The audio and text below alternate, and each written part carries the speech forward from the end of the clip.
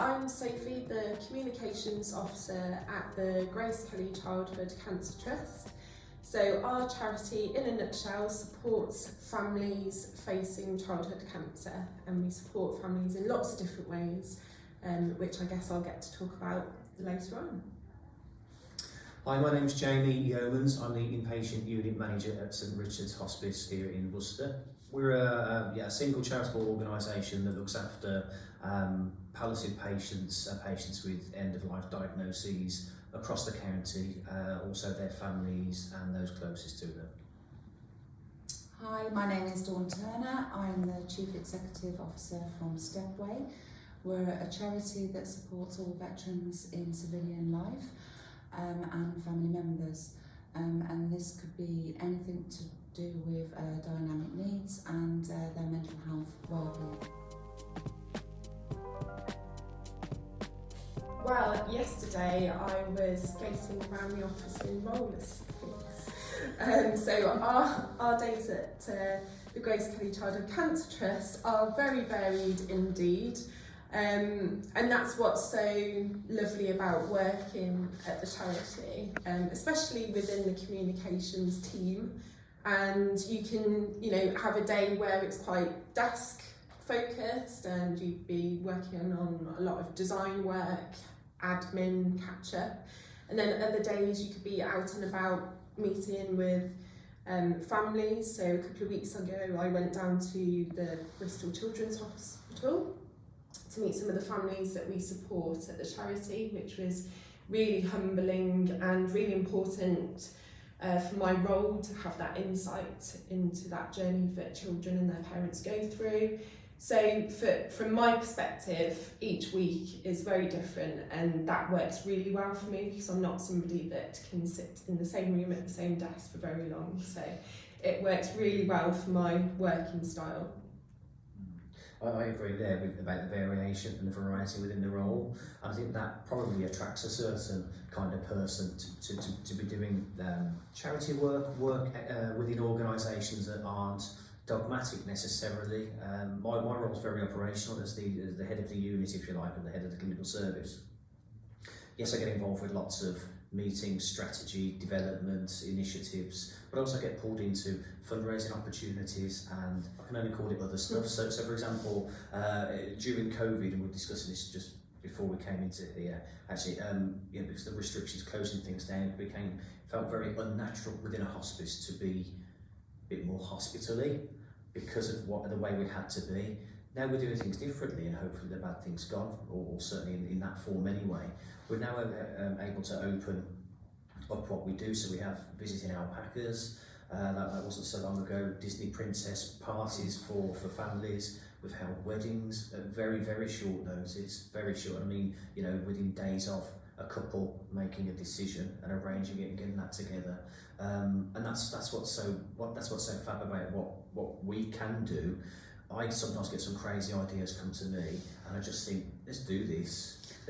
Every now and again, for me as a person and for me as a nurse, I feel I have to do something, as I call it, proper palliative, and then that could be making an environment great in a room so a family can have a last movie night together, and then the kitchen get involved and they organise popcorn and snacks and that kind of stuff, and we do all those bits and pieces. So it's just the variety of it. One day can be very different. Thursdays are generally meeting after meeting, which is why it's fabulous to be here this morning doing something different. But yeah, the variety is what you can make it, and I think as long as you're at the centre of what you're doing, there's a benefit there to the patient or to the client or somebody in that chain. You've got to do it. It's very there's a huge sense of community between every role, every person that works in a charity, isn't there? So although we all have our set responsibilities and positions, you actually find that everyone gets involved in the office particularly, and that for me is really special, and I don't think that you get that from working in the private sector or even in education, from my experience. So it's definitely a team effort, isn't it? Yeah. And we always say to our volunteers as well that want to come on board and get experience, they say, what can we do as a volunteer? and we say everything. You know, just try your hand at anything. Come on as a general volunteer and try little bits and see what your forte is, what you enjoy, and settle in that position. But yeah, as you were saying that, yeah, there's a fundraiser, everybody gets on board. You know, if there's a welfare case, we all get on board. You know, we just support each other, so you never feel that you're alone and you've got the sole responsibility to make those decisions. You've got your team around you.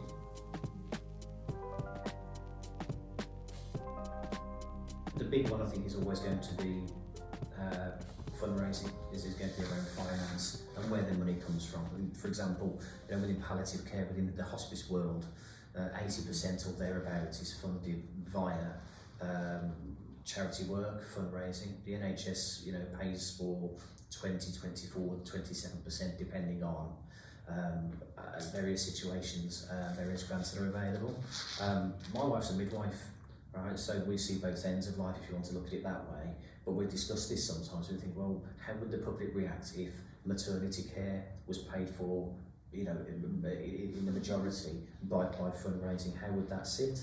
And then following that, why is that okay and this isn't? And it's, you know, it's very difficult. We're very fortunate at St Richard actually to have such a good local tie-in with the community, reputationally, and from a marketing perspective. And we work very hard to keep those bonds built strong and developing and keep moving for the future. But in addition to that, you've got the staffing issue that everybody else finds as well. I don't know. Yeah, definitely. I think it's more for volunteers, getting them involved and getting excited about the project and following your kind of goal and your passion. Volunteers can come and go. They volunteer for all different reasons, so it might be just to fill that a gap in their CV, or they just want to gain a little bit more experience before they go into a paid role.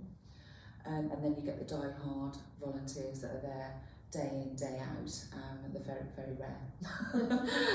But you do need those paid positions. I think, again, I agree with you, Jamie, when it comes to fundraising and finding the funding. It can be particularly stressful when you're applying for funding applications to make sure that you can secure those the positions that you've already got, you know, for the job roles. And yeah, it's always a waiting game of whether you've been successful. So that can be, yeah, I think that's the most ultimate stress for a charity.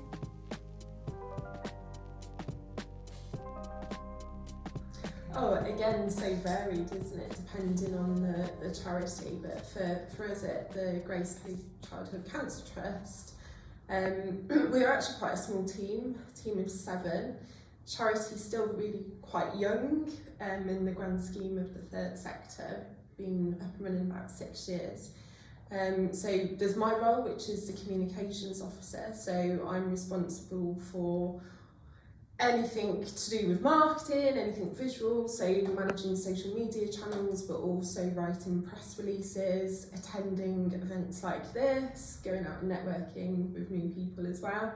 But we've also got the support roles within the charity, our family support workers. So those are the individuals that go out and work directly with families that are facing childhood cancer. So they work with the parents, the poorly child themselves, but also their siblings, which is quite a USP for us. Is there's often a lot of support for the child that's going through treatment, but not for the wider family members. So that's one sort of key role that's really at the sort of heart of the charity. But we also have an operations manager who's a very busy lady overseeing everything about the charity. And she also gets involved with fundraising and communications as well. And then we've got a fundraising officer who, as you said, you know, it's a really sort of key role. We don't get any government funding at all, so every penny that comes into the charity we have to generate ourselves through fundraisers or corporate sponsorship in the local community. So depending on what your sort of natural talent is, I guess, is where you sort of are attracted to the different positions within that charity. Yeah. So, I think with a traditional view of charities and charity working, to those that aren't involved or haven't been involved, can look from the outside as very cottage industry, that you know, because that's quite often where these things start up from. So Richards, for example, started up in a local GP's house in Droitwich, and then grew and one thing and another, and that's where we go. But as things get bigger and services take on board and everything else, I've had conversations with some of my team that have been with us since the year dot, and I say, well, it used to be a bit more like a family and it's a bit more like a business now. But I say, but it has to be, because every penny that we take in, we have to be accountable for, we have to be transparent, we have to justify why it's spent and where it's spent, and actually it's our responsibility to do this. So with that, and the point I'm trying to make with all this waffle is, it's a business. Ultimately, yes, we've got the care aspect, and whatever you try to do, whatever the objective of the charity is, and the group of people that you're helping, behind the scenes has to be run as a professional business. Otherwise, you're not doing it justice. Plus, there's the legalities that are involved there as well. yeah. So if you take a sort of semi-step back and not ignore, but put to one side the aspect that we are talking about a charity. It's these organisations still need to be run professionally by professional people that are good at what they do, in what they do. I'm a nurse. I know little about finance, and I'm not that interested in it, to be fair, because I do what I do. They will do what we do. We're all a fantastic, wide team that trust each other to talk to each other a lot, to be on top of what we're doing, to be doing the horizon scanning, to be hiring the right people in the right positions. So going back to it, if you can think of any position that or a vacancy that interests you, there will be charities that have vacancies or opportunities or potential opportunities to dip into that. We all do marketing, let's say fundraising, we've talked about the PR side of things, ops, IT. IT drives me crazy. It's great that it works. When it doesn't, then all the boys in. But every aspect of running a business, really, we are businesses as well as all the cool stuff that we get a chance to do. So there's opportunities everywhere. So there is a lot, and sometimes, you probably won't remember this because you'll be too young, but there was a programme called Mr. Ben. And he used to go into the change. It was a cartoon. It used to go into the changing rooms, and he'll be a different person each day. So he'll be like an astronaut one day, and a banker the next day, and an explorer the following day. And it does feel like that, because I think I've got about 4 or 5 different Leonards, and I feel like Mr. Ben every morning. So I wake up thinking, what am I doing today? I'm in the prisons, so I've got my Leonard for my prison, and then I'm at a corporate event, or I'm doing fundraising, I'm working on the team, or I'm digging a hole down at the community project. So we all jump in, but there's lots and lots of different jobs available, and as Jamie said, have a look what your interests are, and if it's finance, you will find a job within the third sector to do with finance. If it's anything to do with welfare, care, again, you'll find it. Behind every interaction or group or support conversation, there's the infrastructure that goes behind that. Somebody needs to organise this. The HR team need to get behind every aspect of recruitment. So again, that side of things is very much like any other corporation, because we need to be professional, we need to be transparent, and touched on funding sort of earlier. There's something out there as well, I guess, around payments for charity workers. I'm not going to go into rates of pay and all the rest of it. All I'm going to say is if you're a professional within your trade or experienced within your trade, just because you're working for a charity, I don't think there's any expectation necessarily for you to accept a lower or different rate of pay. As professional nurses, we get paid comparative to the NHS. Works slightly differently, but what I'm trying to say is you get paid as a professional generally, or recognised as a professional within your field, as opposed to the charity being the overarching thing. Yes, of course, we have to be aware of finances and make sure that we're really sustainable going forward. But you know, yeah, paying the right people to the right jobs is really important. Well, I think life experience above most things in those positions. However, if you're applying for a job that is in a specialised area, qualifications in health and social care, anything from psychology, criminology, counselling skills, but we do look for the passion and drive people can bring to the table, and those with empathy and compassion for the cause, and furthermore for those who have got their own initiative, which is encouraged and supported at STEPWAY. Yeah, so I'd take anybody with the dedication and the life experience over a qualification who just has a job but hasn't really looked at that role as a vocation. I think a lot of it depends very closely on the position, you know, that's there, because again there are some aspects, some roles that are legally binding, that need, you know, legal. I keep coming back to nursing, is what I know. But again, with finance and stuff like this, that's very important. But there are more personal attributes as well, as Dawn was saying. You know, that willingness to look at things slightly differently.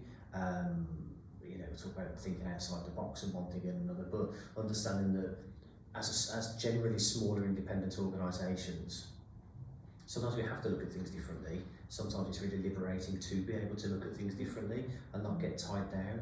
So, and again, in some of the other areas, having that creativity, people different ideas and life experiences, of course, and experience of doing things differently elsewhere, you know, because when you're doing a particular role for a certain amount of time, when you get into that dogma, get into that groove of doing things in a particular way, it's not always the best things move on. So people that are imaginative, that have got energy to bring to a role, that's really important as well. So, you know, it's very different working for a charity compared to a business, although there are a lot of similarities.